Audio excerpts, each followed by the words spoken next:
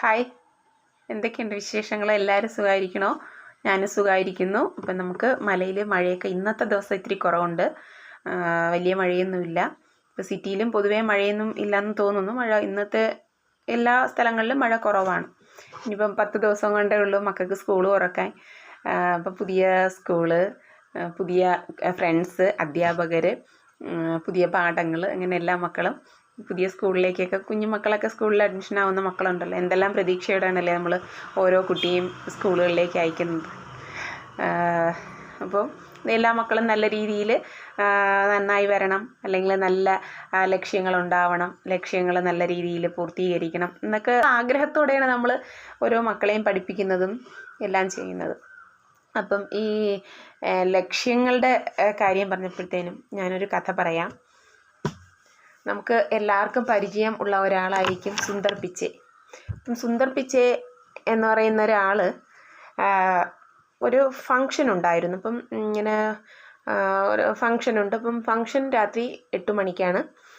സുന്ദർ പിച്ചെ ഓഫീസിൽ നിന്ന് ഇറങ്ങിയ സമയത്ത് വൈഫിനോട് വിളിച്ചു പറഞ്ഞു, നീ ഫങ്ഷന് നീ പോയി ആ ഫങ്ഷന് അറ്റൻഡ് ചെയ്യണം, ഞാനും വരാം എന്ന് പറഞ്ഞു. അങ്ങനെ ഭാര്യ നേരെ തന്നെ എന്ത് ചെയ്തു, ഫങ്ഷന് പോയി. സുന്ദർ പിച്ചെ ഓഫീസിൽ നിന്ന് ഇറങ്ങിയപ്പോൾ കുറച്ച് ലേറ്റായി. എന്നാലും ഫങ്ഷന് കറക്റ്റ് സമയത്തിന് അവിടെ എത്താൻ ഉള്ള സമയത്തിന് തന്നെയാണ് ഇറങ്ങിയത്. വീട്ടിൽ പോയിട്ട് വരാനുള്ള സമയമില്ലാത്തത് കൊണ്ടാണ് ഭാര്യയെ അതുവഴി പോയത്. സുന്ദർ പിച്ചെ ഈ ഫങ്ഷൻ്റെ ഹാളിലെത്തുന്നതിന് വേണ്ടിയിട്ട് അവിടെ നിന്ന് ഇങ്ങനെ പോയ സമയത്ത് പോയി സുന്ദർ പിച്ചയ്ക്ക് വഴി തെറ്റിപ്പോയി. വേറെ എവിടെയോ പോയി ചെന്നെത്തി. ഒടുവിൽ എന്ത് ചെയ്തു, പിന്നെ കുറേ നേരം ഒക്കെ കഴിഞ്ഞ് ലാസ്റ്റ് ഒരുപാട് സ്ഥലങ്ങളിൽ വഴിയൊക്കെ തിരിഞ്ഞ് ഒരുപാട് സ്ഥലങ്ങളിൽ അലഞ്ഞ് തിരിഞ്ഞ് അവസാനം വന്ന് ഈ എത്തിയ സമയത്ത് അവിടെ ഫങ്ഷൻ എല്ലാം കഴിഞ്ഞ് എല്ലാവരും അവിടെ നിന്ന് പിരിഞ്ഞു പോയി. അവിടെ ഒരാളുണ്ടായിരുന്നു. ആ ആളുമായിട്ട് കുറച്ച് നേരമൊക്കെ സംസാരിച്ച് എന്നതിന് ശേഷം സുന്ദർ പിച്ചയും അവിടെ നിന്ന് തിരിച്ച് വീട്ടിലേക്ക് പോയി.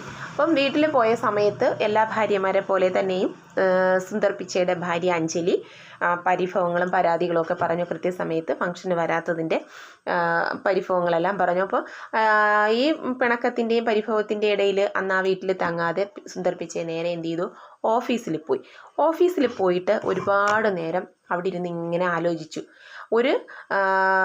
ഒരു വഴികാട്ടി അല്ലെങ്കിൽ ഒരു മാപ്പ് എനിക്ക് ഉണ്ടായിരുന്നു എങ്കിൽ, അങ്ങനെ ഒരു വഴികാട്ടി ഉണ്ടായിരുന്നു എങ്കിൽ എനിക്ക് ഈ റൂട്ട് തെറ്റാതെ കൃത്യസമയത്ത് തന്നെ കൃത്യസ്ഥലത്ത് എനിക്ക് എത്താൻ പറ്റുമായിരുന്നു.